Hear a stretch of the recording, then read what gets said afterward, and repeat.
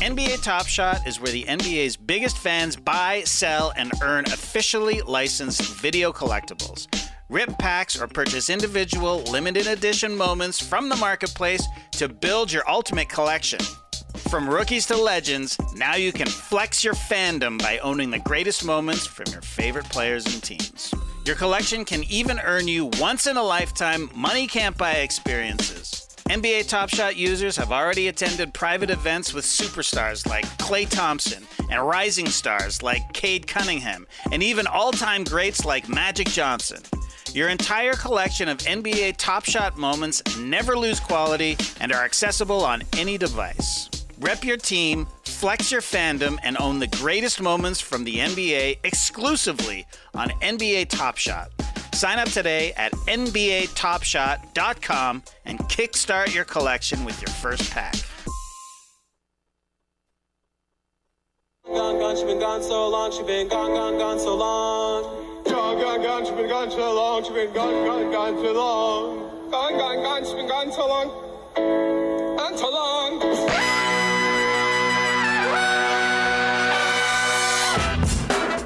Good morning, sweet world, and welcome to the No Dunks podcast on the Athletic Network. It's Tuesday, January 24th, 2023. I'm J.E. Skeets here in the Classic Factory, and alongside me, as always, that's Tass Mellis. We ain't gone so long. We're here every day. Every day.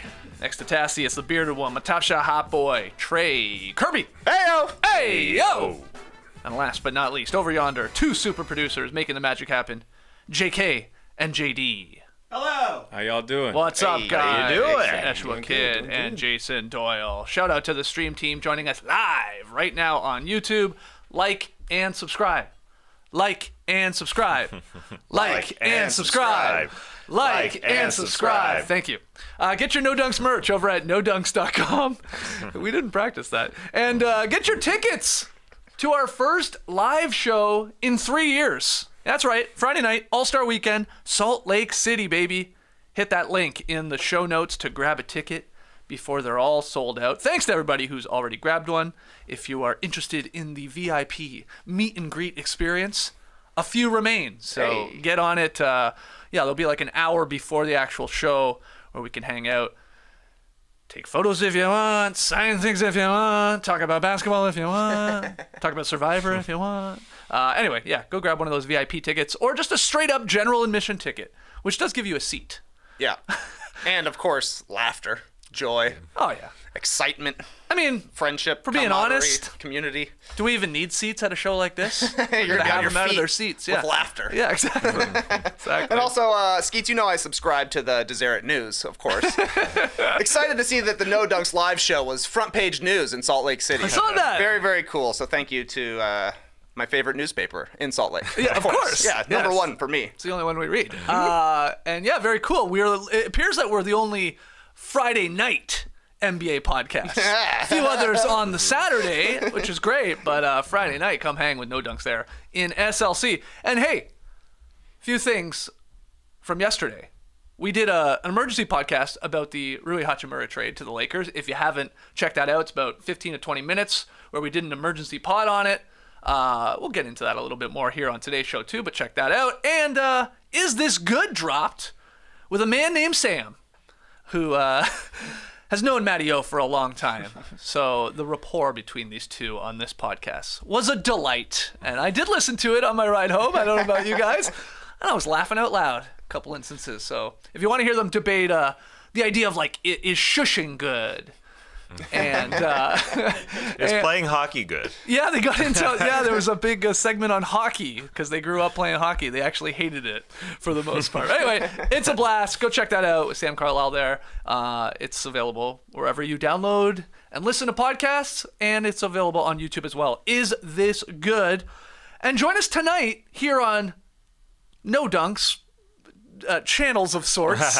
Playback, baby. We're doing another NBA watch party. We're going to start with the Celtics Heat on playback around 7:30 p.m. Eastern, but we're going to bounce around too. Cavs Knicks are on, Bulls Pacers, Nuggets Pelicans. So Tass Mellis is a maestro with the remote control when it comes to playback. Born with the remote in my hand. Yeah, you're good. You're good. No, I So, love it. I love it. That's you what love I've been doing for the control, the power. my life. Literally, my life. Changing the control. So, yeah, join us on Playback. It's free to sign up for a Playback account, and then you just got to Watch games sign with in. us. Celtics Heat. Games. Yeah, it's really fun. If you haven't checked it out yet, at least swing by. I think you get like a little 10-minute free window or something like that before you then have to subscribe in with your actual provider. Cool beans. Be it DirecTV or Hulu or YouTube TV or International Leap, whatever. Anyway, join us tonight. We got the link up there in the show notes as well. Okay, we have a fun topic later in this podcast, sort of bringing back the NBA Happiness Index, because I believe there's only 9 or 10 actual happy fan bases left in the NBA, and we're going to rank them. Dwindling. Yes. So I'm going to present them to you guys and everybody listening and watching, and then we'll actually rank those teams in order from happiest to still happy, but the least happiest of the bunch. But let's get into the games last night. Start with the big story was Jonathan Isaac returning, scored 10 points in about 10 minutes in an impressive Magic win because they own the Celtics. But Jonathan Isaac missed the last 2.5 years, which always catches me by surprise. He hadn't played in like 900 days. And here he was, Tass, getting a little burn. I thought looked okay. I don't know what you thought. I thought he looked great. It's the most anticipated return since No Dunks returns to the live stage in a few weeks. I thought Jonathan Isaac looked like a different player to some degree. He's known as a defensive player. That's what he does. His last season, he was averaging 2.3 blocks, 1.6 steals. He's a defensive guy. He is huge. He's a monstrous man. But I thought he added to his game. His first possession, he got the ball at the elbow and ended up in a turnaround over Jalen Brown. Yeah, a little fadeaway. Could have been a bit of a lucky shot. It was Tough shot. It was a very tough shot, but it's unguardable if he can make that shot. I don't think that's part of his game. It was set up to be a catch and shoot, as he said post-game, but it ended up being one-on-one. Next play, he gets inside position on the offensive boards on Jason Tatum. Grabs a huge board again because he is a huge person. He is a big dude. I think I'd forgotten that too.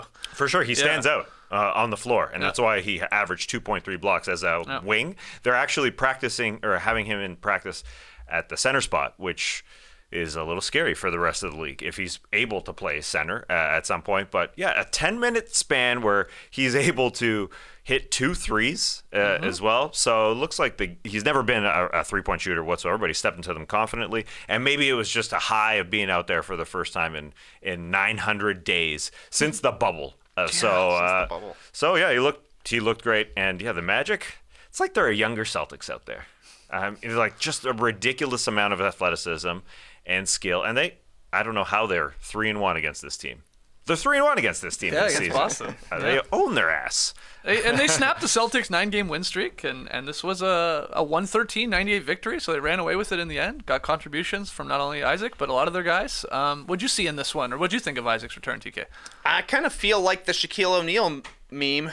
I have to apologize to you. I'm not familiar with your game. It's been so long since we've seen Jonathan Isaac that I'm kind of like willing to give him a blank slate and consider him a completely new player. If he comes back with a jump shot, that's awesome. I assume he's coming back as a defender, and 2 steals, that was all right. But 10 points in 10 minutes, crowd was going crazy when he was in. He was part of a big run actually in the third quarter as well. But yeah, this was a nice win for the Magic. They've got a lot of length on the perimeter, and that was a problem for the Celtics because they've been playing with fire a little bit recently with regards to turnovers. Their first 7 wins of their win streak, they averaged 10.5 turnovers per game.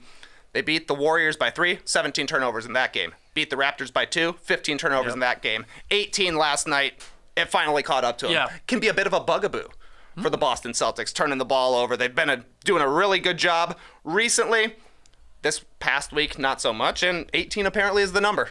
That's too many. That's too many turnovers for sure. Spoiler alert, too, for the next block here on the show. The Celtics and Orlando Magic will be a part of the NBA Happiness Index. Stay tuned, That's buddy. right. That's right. Yes, even the Magic, despite not even having 20 wins, I believe have a somewhat happy fan base. We'll get that in a bit later. I think they miss Marcus Smart out there too. He is their point guard and he is their defensive lead guard as well, just to set the tone. So they missed him. They missed Robert Williams to some degree, but especially Marcus Smart with the turnovers there. All right, next game. Let's keep it going here. DeRozan scored 26 in his 1,000th NBA game. Got a nice little tribute video there I saw. Bulls beat the Hawks. 111-100. Bulls, I watched a lot of this game, Trey. I was impressed. Saying they're back? I thought the Bulls looked pretty good in I love the ball movement. It's always nice when Patrick Williams is contributing. I liked what I saw from the Bulls last night. Bulls controlled that game for the most part. The third quarter, a little dicey. The Hawks cleaned up their turnovers. They picked up their defense, but it was really the rebounding that won the game for the Bulls, I thought. Chicago had 15 offensive rebounds. They only turned it into 12 second chance points because there were multiple possessions where it would take 4 times to actually get it into the hoop. But between winning the offensive rebounding and the turnover battle, tons of turnovers for the Hawks, especially in the first half, ended up being 18-9 for the Bulls. Only 9 turnovers. That put the Bulls in a position to win. DeRozan and LaVine had good games, I thought. Not great games. 26 for DeMar. He had 9 in the fourth. I think 8 for LaVine in the fourth quarter. He had 20 for the game, but game ball's got to go to Vooch and Patrick Williams. 18 and 10 for Williams. First double-double of the season. I thought he was huge on the glass in the fourth quarter. He's been in double digits 8 of his last 10 games. Fair enough. And then Vooch, he really ate the Hawks alive inside, I thought. 14 points, 17 boards, 7 assists. He was a part of 2 nice Bulls runs in the fourth quarter that really put the game away. In 10 January games, Vooch is at 20 points per game, 14 rebounds, 5 assists, shooting 56% from the field and 38 from 3. This is the best month he's had in a Bulls uniform. It's going to put him in an interesting position when he is a free agent this summer. I guess he's extension eligible now. We shall see what happens, but at the very least, it's paying off for Chicago. They're 9-6 in their last 15 games, which doesn't sound like much, but it's the 5th best record in the Eastern Conference in that time. They're 10th in offense, 10th in defense. You guessed it. They're 10th in net rating. Bulls have been a top 10 team for 1 month. They are still in 10th place right now. Percentage points behind Indiana Pacers. They've lost 7 straight, and guess what? They play tonight. Check it out on playback. Yeah, big game. Bulls haven't had a 4-game win streak yet this season. They got a chance tonight. And that's a big win against the Hawks, a team they're chasing there in the standings too, who now fall to 500, and Bulls get closer to 500, a few games below. Vooch, I think he peaks around the trade deadline when he was desired a couple of years ago. He regular great. John Salmons. 7 helpers out there, just everything sort of going through. He had a gorgeous bounce pass to Patrick Williams late in this game, cutting baseline there, like a little high bounce pass high from bouncer. Voochie baby. But he looked good. The fourth quarter was horrible for the Hawks going into it. It was a tie game going into the fourth, and then they come out, shot clock violation, terrible sidestep 3 by DeJounte Murray at the end of the shot clock. It's not going to go down. It's not his shot. Bogdanovic, another contested 3. It's not going to go down. So they started off in an 11-3 hole in that fourth quarter and just couldn't come back. That was just bad offense. And that killed them. That killed them there in the fourth quarter. Disappointing for the Hawks, who were rolling. 5-game win streak. Then they lost to the Hornets, which was a bad game for the refs. Terrible whistles there with Terry Rozier kicking his leg. Still should, kick the snot out of the Hornets. Though. Yeah. That's why you were getting you were starting to fall back in love with the Hawks here because of the win streak, and they were playing better. They're playing great. But they're just this happens. They're just it's too often it happens with this team. They can't play consistent. They can't. They saw a LaMelo ballless. Yeah, let's do that. Team on Saturday night with the Hornets, and Terry Rozier literally he was playing soccer out there. He was kicking his leg, and he was getting calls, and the Hawks couldn't recover. And in this game, they just had to play a more solid game, and they could have come out on top. But that fourth quarter was where it was lost. Mm-hmm. And they can't put 4 quarters together. So it was a good 5-game run, and I think that. Yeah, I just it's hard to get behind this team when they give away games. So tough one for them. If Vooch is the first star and Patrick Williams is the second star, third star to Caruso, who I thought was very Caruso-like in this game, coming off the bench. 28 minutes, so played a lot, really, for a guy coming off the bench, but a +10. He had the 3 steals, a bunch of deflections, even contributing where he's hitting some threes. I think he knocked down 2. That was a picture-perfect Caruso game, I thought. Yeah, that was a great Caruso game. He and Ayo Dosunmu, I think, really give Trae Young problems just with the physicality, the size that they bring, and the activity as well. So, a good assist night for Trae Young, but that's because he was having to get off the ball because Caruso and Dosunmu were in his shorts. Not a good night for the Minnesota Timberwolves. Jalen Green scored a career-high 42. He finally eclipsed that 41, which I think he had done a couple times. He got 42 last night. Rockets ended their 13-game skid. And, this is the Wolves with just another absolutely brutal loss to one of the worst teams in the league. I mean, I watched a lot of this one. The Rockets are not good. Jalen Green went off. There were some moments. Şengün, fine. They're bad. I mean, they were almost like actively trying to give this game away at the end, and the Wolves just too disinterested for too much of it, despite Edwards and Russell scoring. This is just another brutal one here, Tass. It's true. But I wouldn't mind talking about the Rockets a little bit. Sure. Because I think they had the more energetic players, the guys who were willing to fight a little bit more. Tari Eason looked like a young Jonathan Isaac out there, the way he was scrapping and stealing. Is that a compliment? I guess so. Yeah. 3 steals and 2 blocks in this game. If he's a rook. If he's going to stay around the league for a long time, he does this. He can do that. I think he was creating buckets. If you're going to play with Jalen Green and Şengün, just trying to give a little bit of hope. I don't know if these guys are in the happiness index, but let's. No, they're not. Okay, that's fair. Yeah, because they shouldn't be. But let's design a team here. Jalen Green's going to get you buckets. Şengün can be your Sabonis, your focal point, your guy who scores, and Tari Eason could be the guy who scraps, and he did a great job last night. Snuck into the starting lineup and did an incredible job for a team that wanted it a little bit more. And talking about fourth quarters, the Wolves just couldn't execute down the stretch. It was the D'Angelo Russell show, and that show was not a good one last night. I mean, the Rockets had 20 turnovers, right? Still win this game. They only hit 11 threes, so it's not like they, Green hit a couple crazy ones, and there was a long 2 in there as well late, but only 11 threes. It's not like they had a night where they hit 18 of them. It's just crazy. Like Wolves hit 5 Wolves more. They're bad. I mean, this is a bad loss. I'm sorry. I'm totally fine fine giving a little credit to the Rockets, but this is another brutal one where we've talked about they've lost to the Spurs and lost to some of the other bad teams in the league, and this just happens too often. Yeah, exactly right. I think the Wolves are now 4-6 against the 4 worst teams in the NBA, and I feel like such a jerk because I gave Anthony Edwards a winner of the weekend yesterday for dragging the Wolves to a win, 44 points. But now I look at him like they needed 44 points and him to score every single basket down the stretch. Against the Rockets, because they just played. Exactly. They just played on Saturday. And, I mean, it's tough to beat the same team twice in a row so quickly, certainly. But Chris Finch nailed it. After the game, he said, we have the ability to beat anybody, and we have the ability to lose to anybody. And that's been on display all season.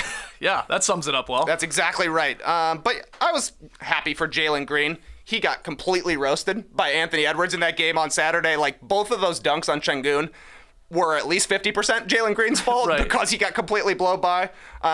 He still got roasted in this one too, but at least he was giving it back, making play after play in the fourth quarter. I don't know if you would call that an epic duel between him and Anthony Edwards. Edwards had 17 in the fourth. A lot of them were like sort of not garbage time, but a little too late. Yeah, I think like 8 or 9 of them time. Recycle time. Yeah, exactly. It's kind of like garbage time, but a little bit more serious. But Green looked good, and I don't know, the Rockets offense, it just looks better when Kevin Porter Jr. ain't out there. Don't know another way to say it. Şengün is the guy to lead the show for them. He's been assisting a ton in January. Porter's missed the last few games here, and Jalen Green has been putting up season highs pretty regularly. Yeah, I feel like Silas or the Rockets coaching staff has listened to like people like you and the internet that's like, run through Şengün. Like, let him operate. Like, okay, enough of these like perimeter chuck guys. Go through him at least, and you're going to maybe get some better shots. And I feel like that has happened a little bit more here over the last couple weeks, even though it didn't result in a lot of wins still. No. But they got off the schneid there, snapping a 13-game losing streak. That was a chunky. That's a lot of losses in this NBA parity league now. That's a lot of L's in a row, but they got it done there last night. We also had a bunch of other blowouts.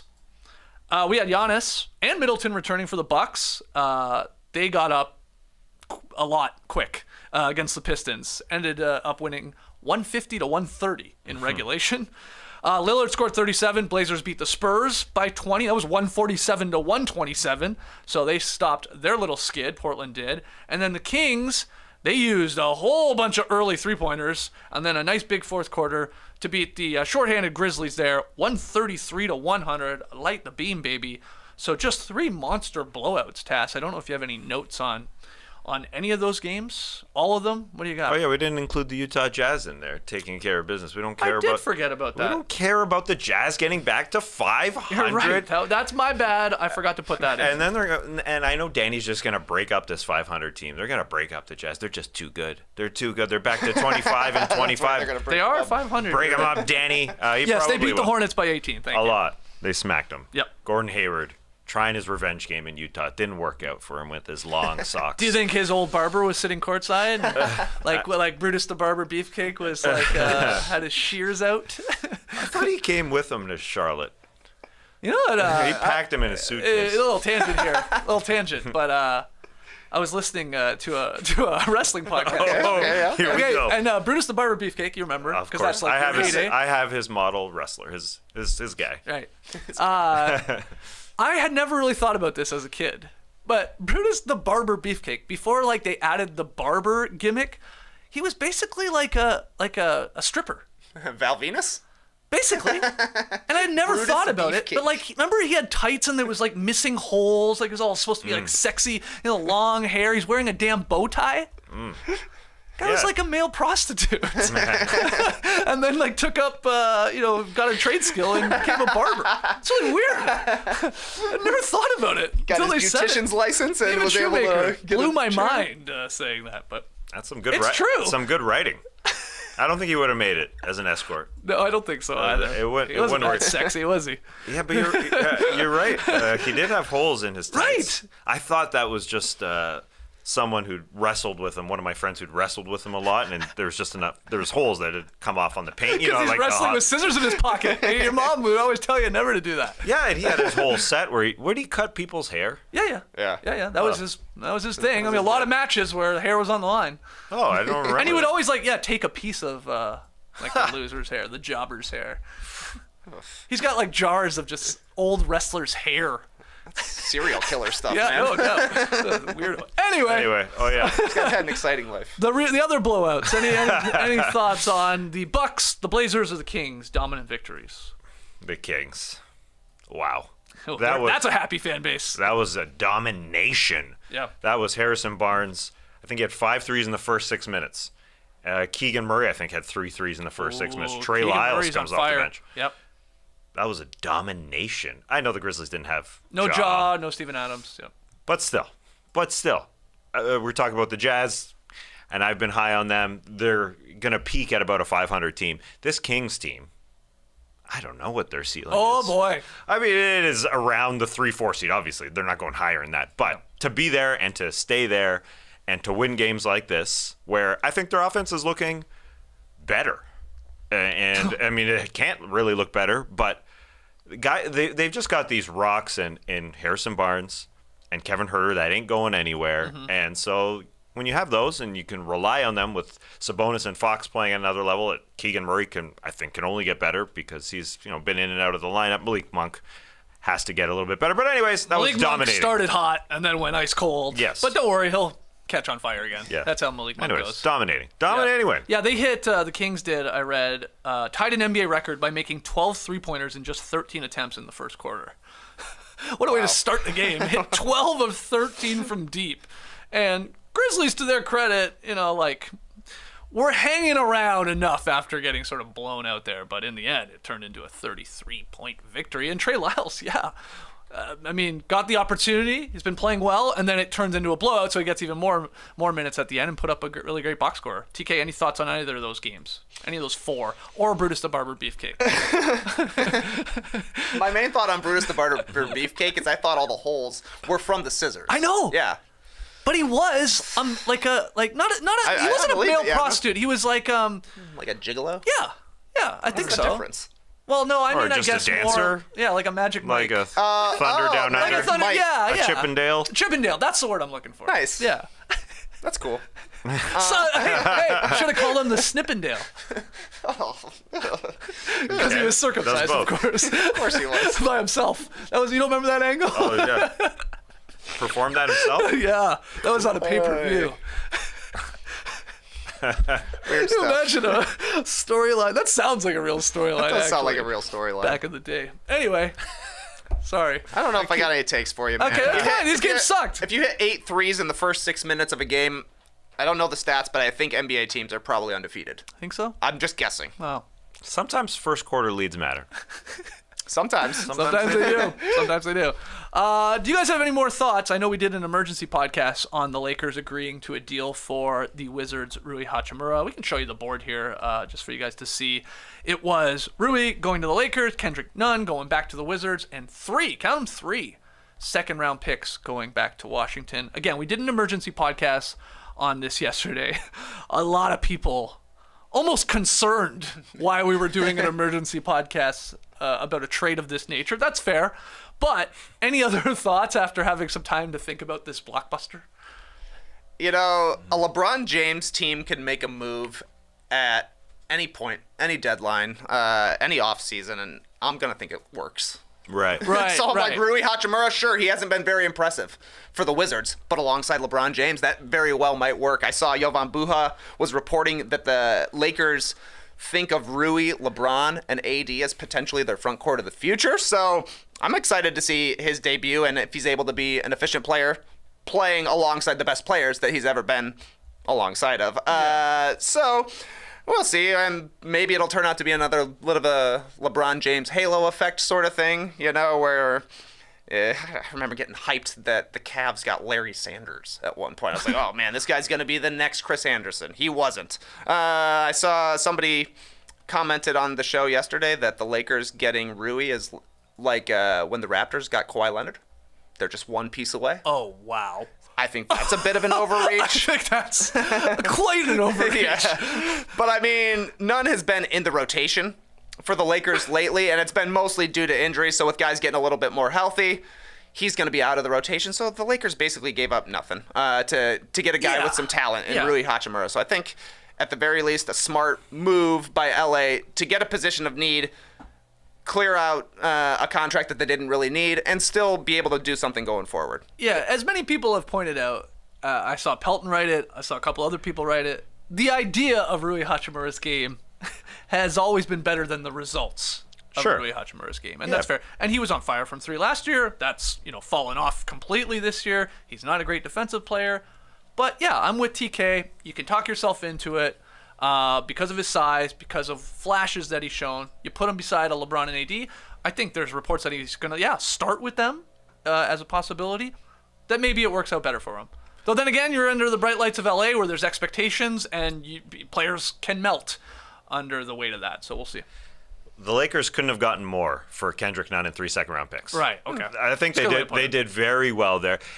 And I don't regret doing an emergency podcast whatsoever with Rui Hachimura because he is on the up and up. The fact is he's like a Larry Sanders or somebody like that where there is lots of potential. He's not even 25 years old yet. So it's not like acquiring Alec Burks for the Cavs with LeBron. It's not there's a difference. There's hope. Yes. He hasn't met expectations, but the Wizards were absolutely done with him. Started him for 2 years, then put him to the bench, and his numbers not as good as last year, but they're going to be way different with LeBron passing him the ball versus the Wizards bench passing him the ball. And he's got an offensive game. He's got a bit of a tunnel vision game. Yes. But that's what LeBron needs. So I'm not sure if he starts. That would be a little surprising to me. But you gotta be excited. If you're the Lakers, you got a young player. and that's that. It's not an oldie. Mm-hmm. You didn't acquire Iman Shumpert at the end of his career or something like that. Love Iman Shumpert, but it's not one of those little move around the margins. It's a guy, at least a young guy, who could grow with this team, and I think he'll be fine under the lights. He'll be great with Russell Westbrook. Fred Katz of The Athletic told a story on the Athletic NBA YouTube channel about Russell Westbrook getting on Rui Hachimura in practice, getting on him and said, you're a bad motherfucker, over and over and over and over again until he dunked on somebody. And then he jumped on his back and said, yes, you are a bad motherfucker, because he has so much potential. And yeah, now they're going to be open shots. And as Trey pointed out, the catch and shoot numbers are great. If he doesn't have to be a creator, he was 40% this year as a 3-point shooter this year when he has a terrible 3-point percentage. Yeah. But the catch and shoot numbers are good. And that's all they're going to ask of him. So I'm pretty excited about it for them. It's also, I'm interested to see what this trade, what effect it has on both of these teams and what they do as we get closer to the deadline, right? A lot of people think now the Wizards more likely to sign Kyle Kuzma or try to at least in the offseason, but are they done moving? Is there a Will Barton move that they're going to get off of? And then the same for the Lakers. Are they done? Do they have one of those first-round picks in a trade? Is it Beverly? Is it Lonnie Walker? I think Buha reporting that they still really want Bogdanovich from the Pistons. Can they make that happen? So I think I wouldn't be shocked if both of these teams still do another trade here as we get closer to the deadline. And then finally, got a rumor here from SpursTalk.com. And before you roll your eyes at that, SpursTalk.com, they absolutely were dead on in calling the DeJounte Murray trade back in the summer there. So, maybe listen up here, because they are saying that the Raptors and Spurs are currently engaged in talks that could bring Jakob Poeltl back to Toronto. There are reportedly multiple offers on the table, and the one with the most traction is a 3-team trade. We don't know the third team. We don't really know the other pieces, but it would involve Gary Trent Jr. leaving the Raptors, Poeltl coming back, in theory, to Toronto. Any thoughts on this, rumor here? A 3-team deal involving the Raps and the Spurs. The Spurs are going to trade Jakob Poeltl. You believe this is happening? Yes. We are going to be doing an emergency podcast, and I'm totally fine with that. Okay, good. Hey, look, we're fine with every emergency podcast. We are the sickos. No, we would not have done one for Noah Vonleh for cash considerations or whatever. That's true. We did happen to be be stream, which was great. We did talk about it a lot. Yeah. But Jakob Poeltl will be dealt because it is a seller's market. The Spurs will never have this type of opportunity again, I don't think, because right now there's only a handful of teams that are out of it, and so that's why I'm calling it a seller's market. Maybe in 16 days when the trade deadline hits, there will be more teams that enter the fray, but I think Jakob Poeltl's trade value can never be higher. And yeah, they have an opportunity here to deal him, so I think they will. He'd look great back in a Raptors uniform. I think he'd help. Mm-hmm. What do you think? Well, yeah. I mean, both of these guys, Gary Trent Jr. and Jakob Poeltl, are going to be looking at quite a pay increase in the summer because they're both expiring deals here. I mean, Poeltl makes like $10 million. Trent's going to be looking at way more in his next deal, and so that has to come into the equation here. Look, the Raptors could absolutely use a player like Poeltl, but they also can't shoot worth a shit, and Gary Trent Jr. can actually do that. And so it's like, well, we help out one thing with our interior presence, at the rim, and Poeltl is really good at that, but we lose our best three-point shooter in Gary Trent Jr. if this were to happen, and who knows what the other pieces are. I don't know. Any thoughts on this, TK, on this rumor?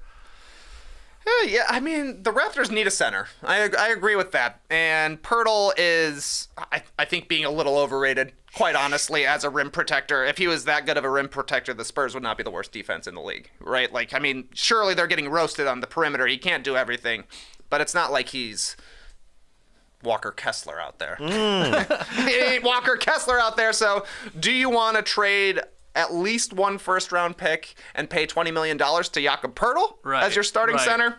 The Raptors, maybe so, just because they need somebody in there, because Koloko ain't the guy, I don't think, at least not at this point in his career, and they need somebody who's going to be over 6'10". So, I don't know. It seems like a deal to me, but I think there are more useful places for Jakob Poeltl. But who knows? The Raptors had him at one point. They've wanted him back ever since. Precious and Poeltl as their two bigs. Sounds good. It sounds good. You're not striking fear in anybody's hearts. No. Precious and Poeltl. No. Just sounds. Yeah. I think there's some connection to Brutus the Barber Beefcake there. Like, they could advertise in Brutus's hair salon. I don't know what I'm saying. Anyway, Precious and Poeltl. Because Poeltl did turn down 4 for 58 reportedly earlier this year. So that's 17. Oh no, it's not. I'm way off there. 14.5 per year. So I assume the $20 million mark is somewhere around there in today's NBA. 18 to 20. I feel like that's what that guy's going to be looking at. Mm-hmm. And Gary will, I think, expects more even. Yeah. So all right, just a rumor there from SpursTalk.com. Hey, look, we'll keep our eye on it. Maybe news will break during this break. I'll open. You better have Twitter open. We have to have Twitter open 24/7 during these shows because anything could happen. Whoa! The Washington Wizards have shown interest in Serge Ibaka. Whoa! Wow. We're going to talk about interested. that when we come back. Don't go anywhere. When it comes to looking good, Stitch Fix has you covered. Say night-night to endless browsing and GM to you to fresh picks curated for your size and taste. It's easy and fun to get started. First, take a few minutes to set up your Stitch Fix style profile. Answer a few questions about what you like to wear. patterns. What you don't. Solids. And how open you are to trying new styles. Very. Then Stitch Fix's expert stylist will go to work finding items exclusively for you. Every piece is handpicked for you and is unique to your size, style, and in your budget, making it the best way to discover clothes that make you look and feel your best. Stitch Fix will send you 5 pieces to try on at home. Keep what you love, send back what you don't. Shipping, returns, and exchanges are easy and free, plus there's no subscription required. Try once or set up automatic deliveries, and there are no hidden fees ever. Sign up today at stitchfix.com/nodunks to get $20 off your first purchase. That's stitchfix.com/nodunks to get $20 off your first purchase. Limited time offer. Purchase within 2 days of signing up. All right, back with No Dunks here in the Classic Factory. I saw a tweet going around yesterday, and I forgot to bookmark it. So apologies to whoever tweeted it. But it was something along the lines that there are only like 3 or 4 happy fan bases right now in the NBA. And I was like, hold on, there's got to be more. And there is. I think there's 10. There's maybe even 9. Could be 11. But it's close to 10. And I thought it would be fun if we ranked them. The happiest NBA fan bases. Because we did the happiness index like back in mid-December, but that's a good month and change from then. So things change here in the NBA. So let's do it, guys. I thought the best way to do this is in alphabetical order. I'll give you the team, why I think their fan base is generally happy. You can agree or disagree if they should even be on the list. I think you'll agree with most of them. And then as we keep adding teams, you guys could maybe rank them. The happiest of the happy teams to the still happy teams, but the least happy. All right? How was that for a setup to this weird segment? Okay. First one, the Boston Celtics. We're going alphabetical city name. Okay. Boston, B. Best record in the NBA. That's a good reason to be happy. 35-13. They got the best net rating in the league, plus 5.8. Tatum, he's been at the MVP table all season long. Jalen Brown might be the best, second banana in the league. Second star, the best Robin to the Tatum Batman. They're hungry for a title. I mean, they lost in the finals. They got all these vets they're playing for. I like that part too. You got Horford. You got Blake, Brogdon. Remember Gallinari's on this team? And especially when you consider the start of this season and the cloud of they got a new coach here. Oh, the Udoka situation. How's Mazzulla going to do this? And that's not a concern at all. He might win Coach of the Year for crying out loud. So Boston Celtics, their fan base, deservedly and rightfully happy. Agree? Yeah, man. I think this is. You'll have a tough time knocking a team off number one. This team off number one. Wow! Yeah. Wow! Okay. Yes. Okay. Interesting. Yeah. Okay. Cream of the crop. They had a couple off-season signings. One didn't work out because Danilo Gallinari got injured, and they're still great. Right. A lot of teams can't ride that. And they didn't have Time Lord at the start of the season. Like I said, the Udoka situation. The Udoka situation was everyone's big question. They powered through it. And their superstars even went to another level in Tatum and Jalen Brown. So, okay. And they're 25 and 26. Tatum and Brown are, age-wise. That's crazy. I thought you meant their record there for a second. I was like, what? No. Yeah, they're young, so I agree with Trey. It might be hard to knock this team. You think it's going to be hard? Okay. This might just be an alphabetical list in the end. They did just lose to the Orlando Magic. They've lost 3 times. Sad boys. They might be off the list now. Yeah. Okay, our next team then to compare with the Celtics is the Cleveland Cavaliers. They made probably the most surprising trade of the offseason. It looks like a grand slam. I had home run in my notes, and I said, no, this is a grand slam. Donovan Mitchell, averaging 28, 5, and 4. He's going to start the All-Star game. He's a bona fide closer for them. They have the second best defense in the league. You talk about a young core in Tatum and Brown. How about their 4? Mitchell, Garland, Mobley, and Jared Allen. They're all under 26. 26 or under. That's a young, solid core. Kevin Love still contributing off the bench. Ricky Rubio is back. Robin Lopez is a lovable goof. Yeah. Cavaliers, okay, happy for sure. I love the Grand Slam reference. You said Donovan Mitchell's a closer. You said they're 4. That would make for a nice infield. Was I just chucking garlic there? You are chucking garlic. Carlos Beltran's getting in the Hall. Are you thinking about the Hall of Fame? Is that why you're making all these baseball references? No, I'm not. Did you fill out your ballot? No. Oh, okay. Me neither. Who should I have in? Beltran, he's not a cheat. He's good. What about Bobby Abreu? Doesn't cut it. Nah. You don't like the longevity?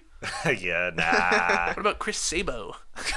Okay. Put his Anyway. goggles in at least. Cavaliers, you Cavs. guys agree they're a happy fan base? They should be, but you think they are still below the Boston Celtics or above? Wow, that's a tough call. Who's happier? Yeah. Who's happier right now? This very moment, the Celtics are happier because Donovan Mitchell has missed the last 3 games with, I think he has a groin strain. Okay. Is that right? When your best player is on the shelf, you got to be a little sad. Yeah, agreed. And they're not the Celtics. Yeah, and the Celtics, like, they are like title or bust.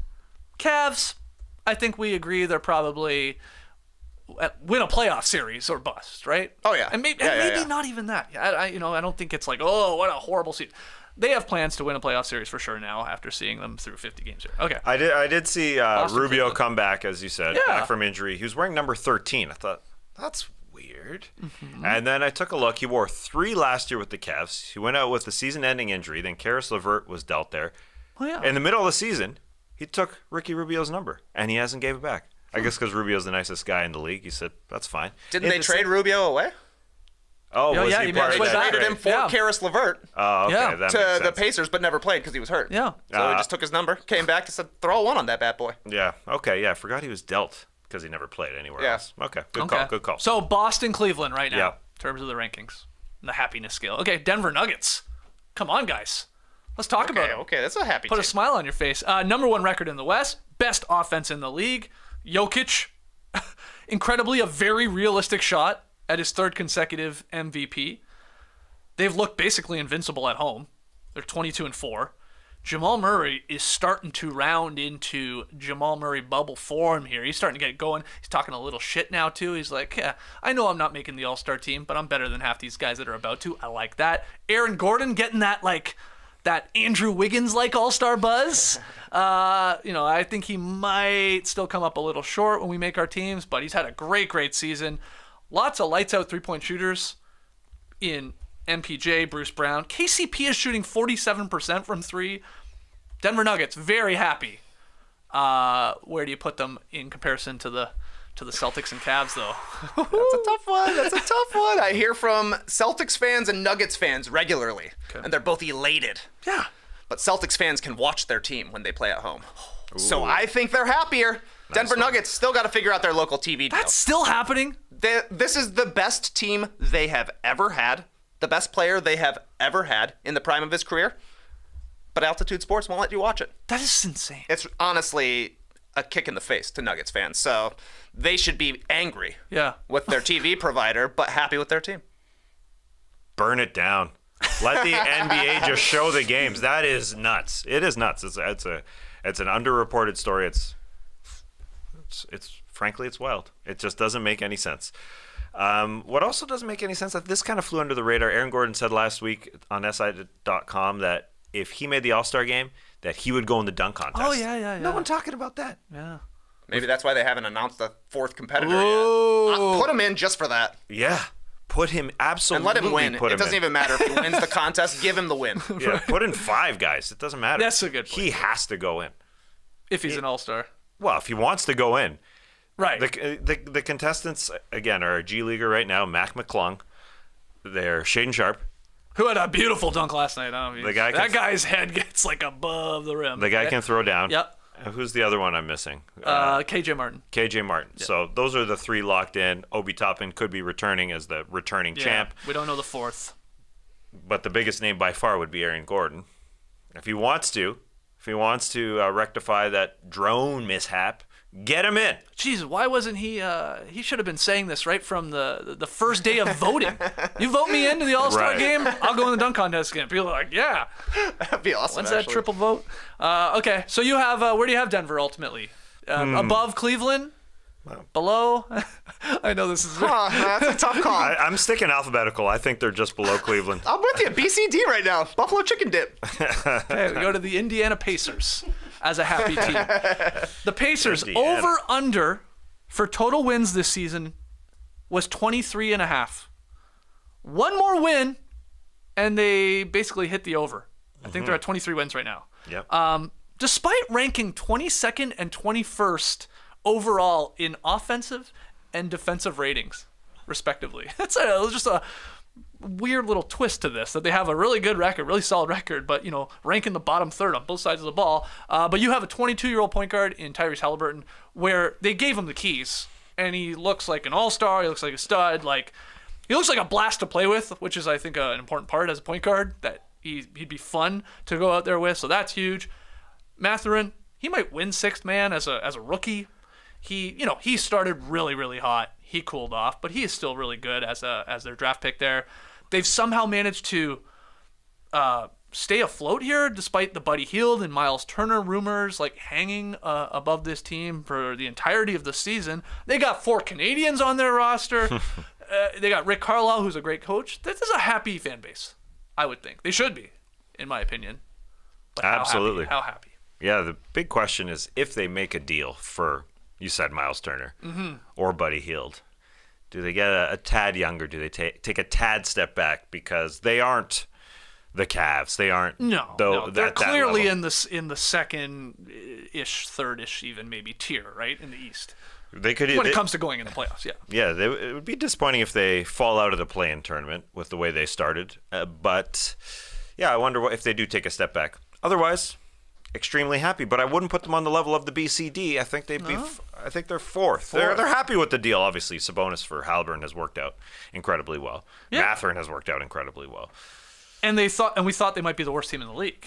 There is that part of it, right? Maybe not you. I did. And so did Vegas. I was over on the under-over for sure. They're going to hit it tomorrow. Tonight. Not maybe. tonight. They ain't going to hit it tonight. They play the Bulls? Yeah, and they are going to drop out of the play-in tournament. They've lost 7 straight, but that's perfect. I think that's actually happiness for the Indiana Pacers because it's becoming quite obvious they're going to be sellers. They need to be, and that makes for a perfect season. You found out Tyrese Haliburton is a star. You found another guy in Mathurin. You had some fun times. You're likely getting an all-star, and the pick will be okay. Yeah. Okay. Happiness. So you got them on the scale, of course, but you have them fourth. Okay. Another young team. I believe the youngest in the league, actually. The Oklahoma City Thunder. They're happy. Flirting with a 500 record as we get close here to the 50-game mark of the season. SGA not only turned into the all-star that I said he was going to be for the last 3 years. Guy looks like a future MVP at this point. Just unbelievable that he's maintained this level of scoring efficiency at 30 a game. And clutch after clutch after clutch shot. Is he going to win the first NBA Clutch Award? Him, Fox, DeRozan. Clutch the mascot. Man, SGA is in the running for it. Yeah. This team started slowly offensively, but they've blossomed here into a top 5 offense in the new calendar year. Giddey looks like he's made a leap. Lou Dort is back to playing like a guy that deserves, $15 million a year in that contract that he signed. Jalen Williams, their rook. That guy to me already looks like the ultimate glue guy.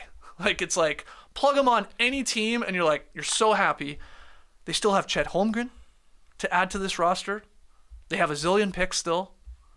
Isaiah Joe can't miss from deep. Where did you come from? Where did you go? I mean, they got the Down to Dunk podcast. They're happy, man. They do have an arena called the Paycom Center. Okay. That sucks. Nitpicking. I am Sam and Presti with this roster. I do have a question, though. Mm-hmm. Where's Memphis? Where's Memphis? Aren't they? I just put them in the wrong order. Oh, okay.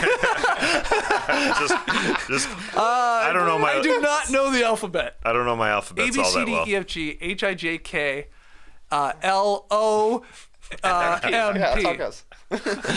You lumped them together. Yeah. OKC, very happy fan base.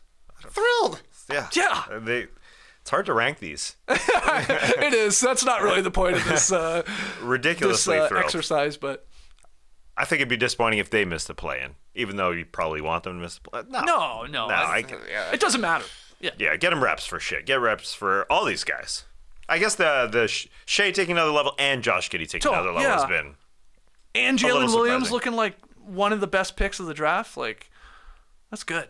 That's great. And Chet. I mean, you keep adding it up here. I keep forgetting about Chet. I'm like, this is going to be sick when this guy actually plays in the league. Yeah. Walker Kessler's dominating as a rookie. And Chet Holmgren's a better shot blocker than he was. Plus he plays outside. Plus he can shoot threes. That will be an exciting team to see. But that is next season. That being said, I follow Andrew and Alex. Those guys are thrilled every single night that their team is going out and has a chance to win and is one of the coolest teams in the league. I'm putting this team pretty high on my happiness scale. I think we're going to have to break out of the alphabetical order here. They're up there with Don't the worry, Ds. I already screwed up. Yeah, they could be up there happy as Denver almost to me. Okay, very happy. Yeah, very, very happy. Okay, well, as we all know... Oh, wait a second here. Here's one thing that could possibly mess with the happiness of the Oklahoma City Thunder fans. Like I said, I follow Andrew Schlecht on Twitter. He posted a screenshot from Shai Gilgeous-Alexander's Instagram story last night. Oh, yeah, I saw this. And Shai now says his first name is pronounced Shy. He was joking.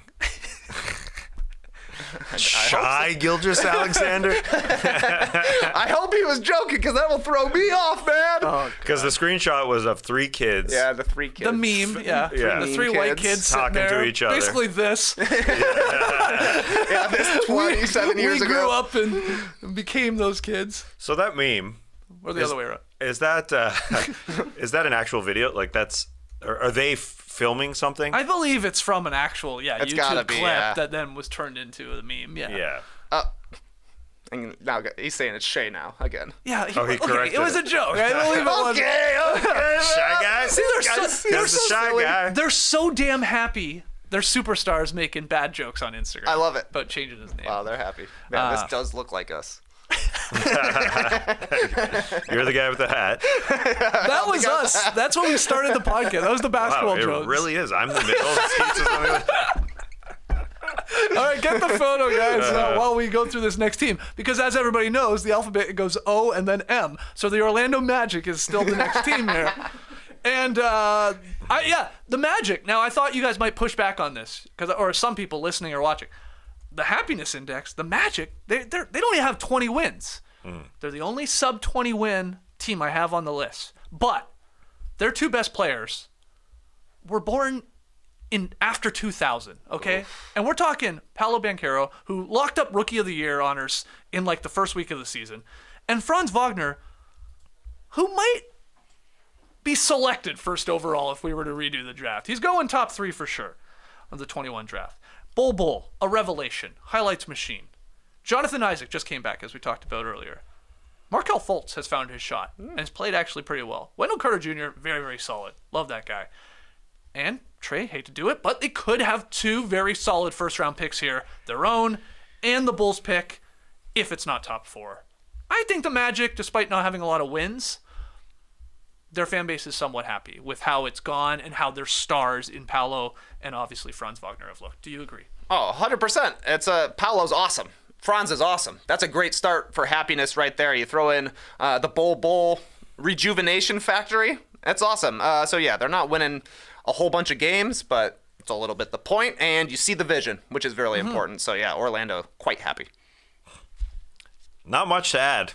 I think redoing the 2021 draft, people are getting a little ahead of themselves. That's fun because Cade's not playing. Scotty's having a subpar year. He doesn't go 8th, Franz. Or No. Like I said, I think he's no. Even last year top he 3 was. or 4 Last year he was up there as well, but this year he's taken another level. Josh Giddey's also in that draft. Evan Mobley probably goes 1, 2. Anyway, Franz has been incredible. Franz has really grown.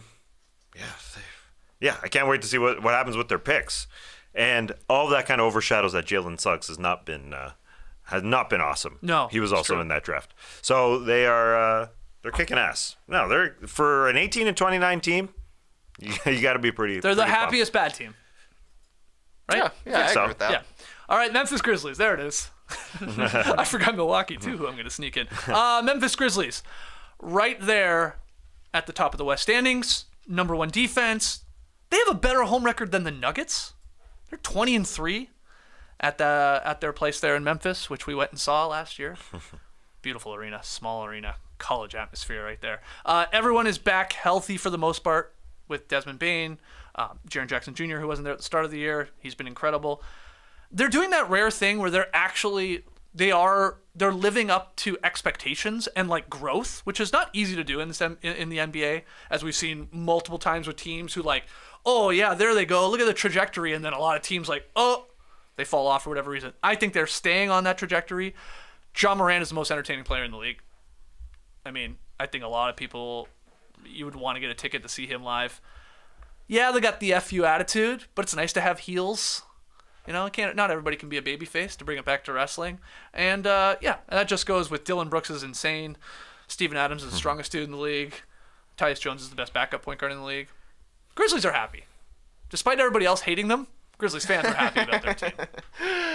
Yeah, I guess so. Okay. They're happy. They're happy because their team is good, and they've taken like the smallest percentage step back wins-wise compared to last year. It's because they were incredible with Ja Morant out last season, and they're just a little bit more credible this year with him out. But I feel like they got their dander up at all times.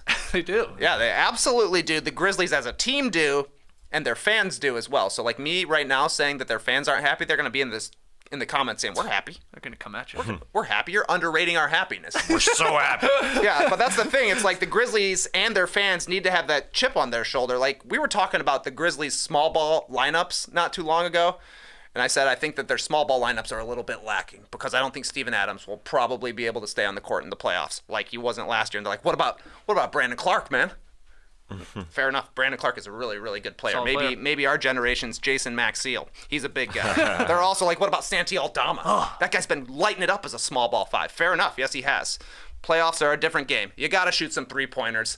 What I'm saying is the Grizzlies are happy. Their fans are happy, but they don't want to let you know it. No. They got to stay angry. We need the heels. Yeah, we do. I like that they're pissing everybody off.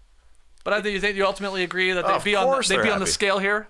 Yeah, I'm not sure where M is slotted in the alphabet, but absolutely, they are up there. Yeah, they're basically have the same record as last year.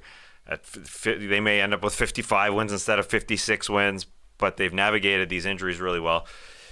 Yeah, I can't wait to see what happens in the playoffs because anything but at least a series win will be disappointing. Probably two. Yeah. They probably want to get to the conference finals. All right. Our next team here, also an M, Milwaukee Bucks. I think this is the most controversial selection here to the happiness index, being one of the happier fan bases. Now, here's why. Here's my reason why. Yes, the offense has struggled. It looks, quite frankly, brutal at times.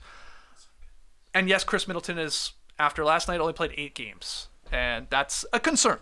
But, defense, still top 5.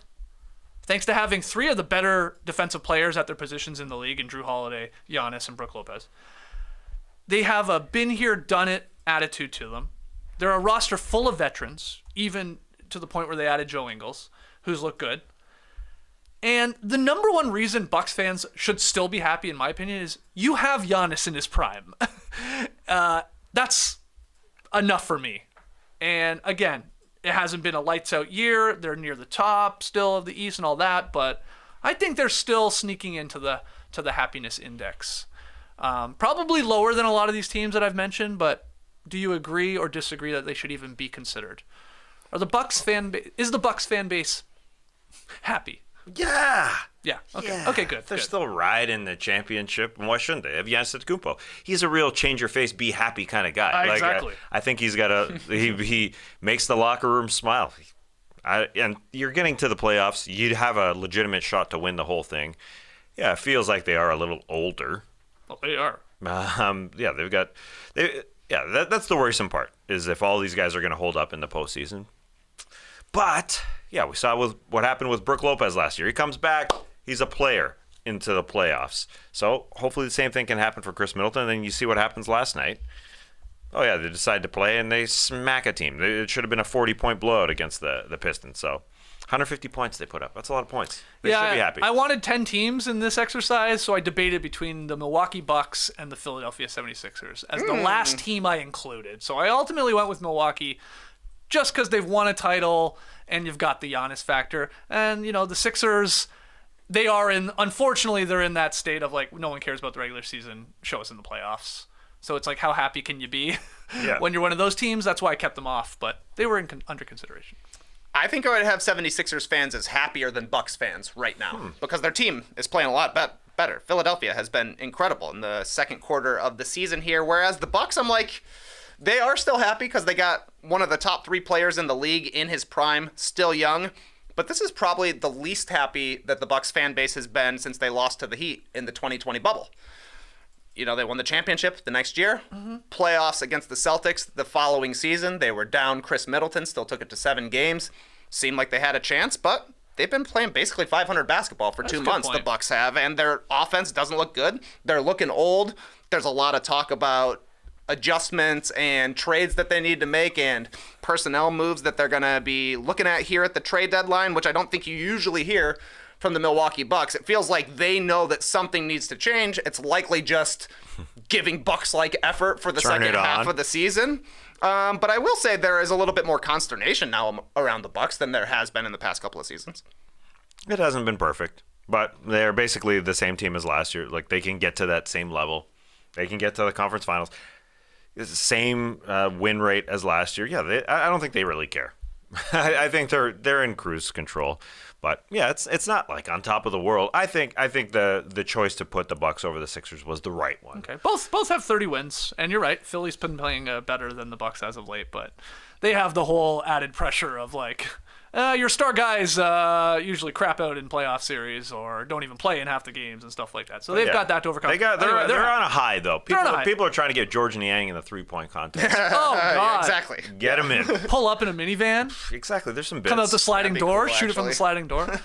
All right. Well, you guys had the Celtics. You had the Thunder. You had a couple other teams maybe at the top of the happiness index scale. I think this team could make a run for the number one spot. The Sacramento Kings. That's a happy fan base. That's a happy fan base. Let's go through why. Third in the West. They're one of the few teams in the league with a winning road record. They've been really good on the road. They're led by two potential All-Stars here in Sabonis and Fox. One that they took a giant risk in trading for in Sabonis. The other, like a homegrown draft pick who's had his ups and downs there in Fox as a Sacramento Kings player. They made two A-plus off-season acquisitions in Herter and Monk. Those have worked out. Harrison Barnes, the old guy still got it. Keegan Murray, he is starting to figure it out. I don't know if you've checked him lately and what he's been doing in terms of shooting the ball. He's on fire.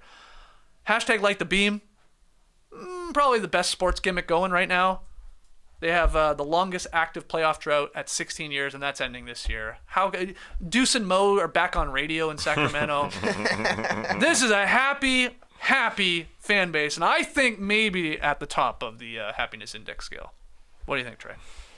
I mean, this has got to be the happiest the Kings fans have been since Brad Miller was in town. What's that? 05, 06? I mean, it's crazy when every stat about the Kings goes back 16 or 17 years to this being the most successful. So, yeah, I think this is definitely, man, I don't know. Boston has been the best team in the league for the entire year after going to the finals, so I think they're definitely up there. But it's hard to argue against the Kings. They look like they are playing exactly how they want to play, and they've got the beam. The beam might push it over the top. They got Mike Brown and the Beam, baby. Brown and Beam. And yeah, they play an entertaining brand of basketball. I think that's important too. Yes. Like this is a high-scoring team, one of the best offenses in the league. Tass, you got them near the top. And I guess they could get better defensively because there is room to grow. Yeah. They're not going to fall off offensively. Yeah, they get Mike Brown this year. And really, he is the image of this season. That $1 million Mike Brown smile. Yeah, so he's up there. They're up there. They could be first, especially just because where they've come from. A lot of sad years. It was Sacramento for a lot of years. And the best part about the Sacramento Kings, too, is they have, despite not making the playoffs for 16 years, have a very rabid fan base. Like those fans have still, followed that team. Obviously podcast, blog about that team. Like there is I don't know how big the contingent is or was. Of course, it's grown now that they're a winning team, and hey, jump on the bandwagon, but that's cool too. So I think they gotta be one of the happiest teams in the league. Final team here. Can't wait to see who it is. Utah Jazz. Yeah. Danny Ainge pulled off arguably the greatest blow it up in sports history. He traded away Donovan Mitchell and Rudy Gobert for a boatload of first-round picks. So you're happy there. But then you're like, oh, the players might be the real steal coming back. Obviously, Lauri Markkanen, who's going to likely be an all-star in Salt Lake City. That's huge. He does appear to be like a legit building block because he's not old. And then you got rookie Walker Kessler. You got guys that might be moved here, don't get me wrong, but Malik Beasley's played well. Jared Vanderbilt. Will Hardy still has the Jazz as a top 5 offense. They're 500 after the win last night. So, they're set up for the future, of course. And they're winning, now. That's how could it go any better than after trading two of your best players in your franchise history? It could not have. right? No. It was a that's steal, why they're Danny. It was a steal. Yeah, it's remarkable that they're 500. They have surpassed their over-under win total. They are, there was 24.5 coming in. They've already hit 25 wins. And they are being run ragged by the NBA. They play the most games in the NBA this year. They just keep playing games. No, they're the first to 50. They right? are the first to 50. They're forced to play every night, it feels like. But they have overachieved in a way. But sure. they just have good players. Larry Markin is definitely a building block. A number one on a championship team. Let's not go that far. But I don't think he's going to fade at all. I watched him last night. I mean, he just brings it every play offensively. So I believe in him, and we'll see what the Jazz do. They're a seller, as we talked about earlier. 16 days. I wonder what Danny does. But they have Lowry building block, Kessler, as you said, and then beyond that, they're probably willing to trade anybody. I would guess. Nice timing too to have a season like this when you are going to host the All-Star Weekend. Yeah, that's like a small little That's nice. check there for them, especially if Markkanen's in the game, and he should be. I believe he'll be selected by the coaches. Okay, so those are the 10. The Celtics, the Cavs, the Nuggets, the Pacers, the Thunder, the Magic, the Grizzlies, the Bucks, the Kings, and the Jazz. I think are all fairly happy fan bases. I thought the Pelicans would be on there, but I know they're struggling a little in Zion. They're struggling too much. With Zion out, no way. With Brandon Ingram He's been out a having long not played in time. a long time. I couldn't get there. Okay. get there. They're still fourth in the West, but okay. Yep, okay. So you tell us who's the happiest of the bunch. Let's hear your top 3 at the very least of those 10. There we are. There's the basketball jokes. So what do you guys think about Kobe scoring 81 against our team? Oh my God. Those are So you're saying those are Dave Grisham's drawings in the background. yeah, our buddy Grish. He loves the collages. So Trey's in the hat for sure. I think undoubtedly Trey's in the hat. And then that's you in the middle. I guess. That's me on the left looking the angriest. Temper Boy. That's how Temper Boy started. That is perfect. 17 years ago, we plopped down on a brown couch and started talking hoops. Look at us now. Look at beards. You'll get beards too someday, kids. All right, follow your dreams, everybody. And you too can be happy. Like those teams and like us. We're going to take our final break. When we come back, pick 'em results and tweet of the night. Early in my 40s, last year when I was 40, I got into running a little more. Ran a half and half. No, not a coffee creamer, but 2 half marathons on separate occasions. Part of my motivation for getting into it was Peloton. No, not the main group of cyclists in a race, but the fitness platform. I was working out with one of my favorite instructors, Jess Sims, not Jess King. Vibing to some of my favorite playlists they got on Peloton. Hip-hop, not country. Jess had never run a marathon before, just like me. She was into what I was into. Basketball, lifting, not Pokemon. I'm into Pokemon, she's not.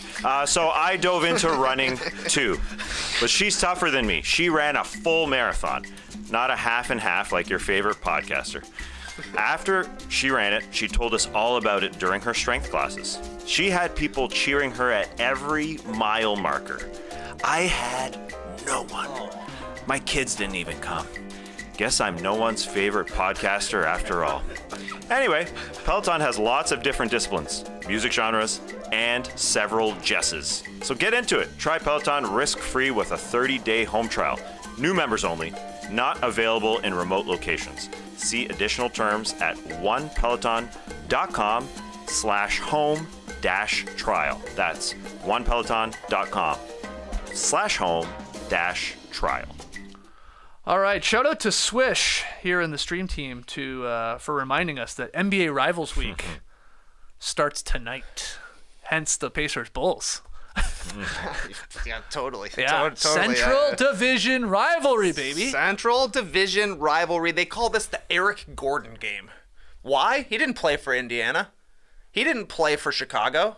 But he signed with the University of Illinois to play college basketball and then reneged and ended up playing for Indiana University. Wow. Who else could it be? Who played for both franchises? Jalen Rose, yeah, I was just going to say that. Ron Artest. Good one. Brad Miller. Oh. Yeah, they did a trade. Travis Best. Nice. Okay, pick 'em results from last night. It was the Hawks-Bulls game. Trey and I went with Chicago, and they got it done. They covered that very small spread, so that's an L for Tass. I'm 5-10. Tass is 7-8.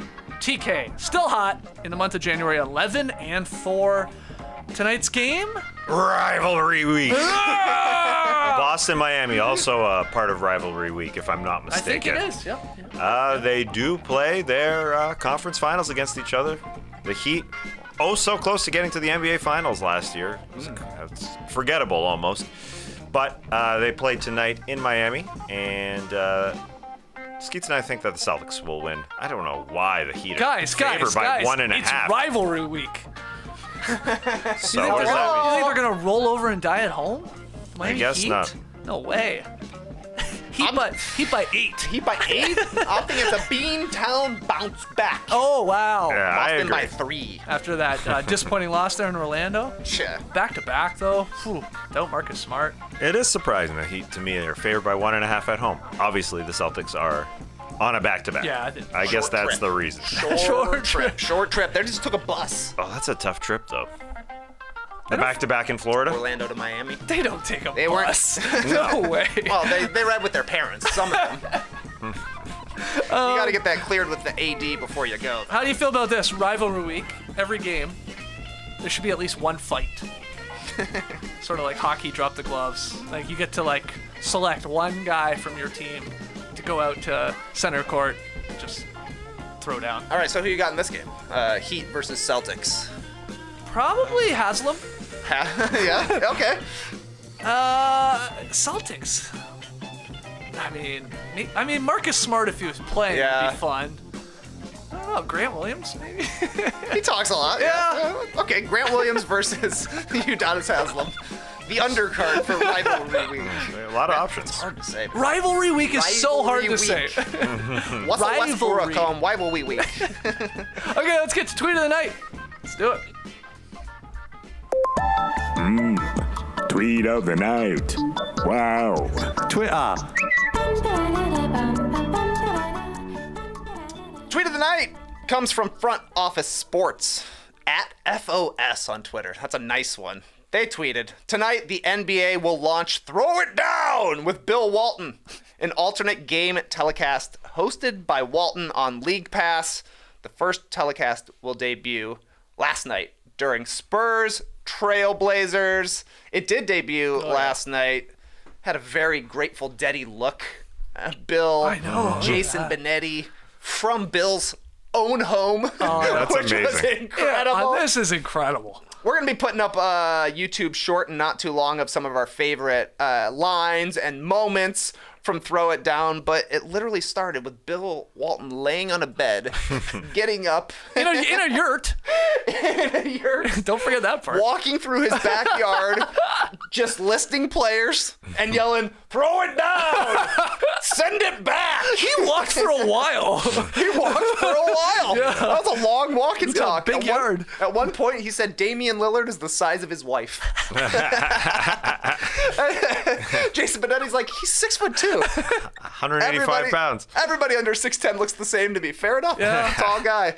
Had Dr. J on. Had Nike's Phil Knight on. Didn't talk a ton about the game. No. Not a ton. It was If like us on playback, basically. Exactly right. If you're going for the analysis, there was a little, but there was a lot more stories. Dr. J told one about losing to Walton in the 77 finals, I do believe, and how they always show Dr. J dunking on Bill Walton. But Bill Walton's like, yeah, but we won the series, so in your face. And, he brings it up, I guess, 45 years later, every time they see each other. But this was really fun. It was good to watch. I watched the first half, basically, and then, I was ready to throw it down. In bed. It is difficult to watch Bill Walton for the entirety of the game. It's a bit much. It's a Small bit much. dose, add micro dose when it comes to Bill Walton. All right, I think that's the key. Good takeaway. one. He also did say Damian Lillard is very much like a Grateful Dead song. He's taken the unexpected and made it familiar. Okay, that's good. That was good. Yeah, he's got some good stuff. We won't spoil all the lines. We got them all coming out here. Yeah. Jerome's been chopping. Yeah. Very Should be fun good to go. YouTube short Yeah. about Bill Walton's best moments from that Throw It Down telecast. So you said there's more coming? Is that what you said? Is that It's at least what this Weekly. tweet makes it seem like. weekly? I think it's weekly for like 6 or 7 weeks. Jeez. Yeah, it was like a least. Manning cast, and I guess Yeah. that's Okay. They're pretty regular with those. If you're gonna set up the production truck outside Bill's home, And that's leave just it there. on the app, right? On the NBA app? yeah, I watched it on League Pass. Yeah, okay. All right, check it out. And like we said, I can't guarantee that one of us will be lying down at the start of it. But we do have a watch party tonight on playback. We're going to start with that rivalry game. We'll start with Haslam and Grant Williams going head-to-head for 3 rounds. I think Luke Cornett. Over He's Grant got an Williams? angry face. Like he can get mad. He's just going to try and block him like this. Just keep Yeah. getting Jumping. punched in the face by Haslam. We'll discuss it. Anyway, that's tonight on playback. 7:30 p.m. Eastern, and we'll bounce around the games if you want to come hang with us.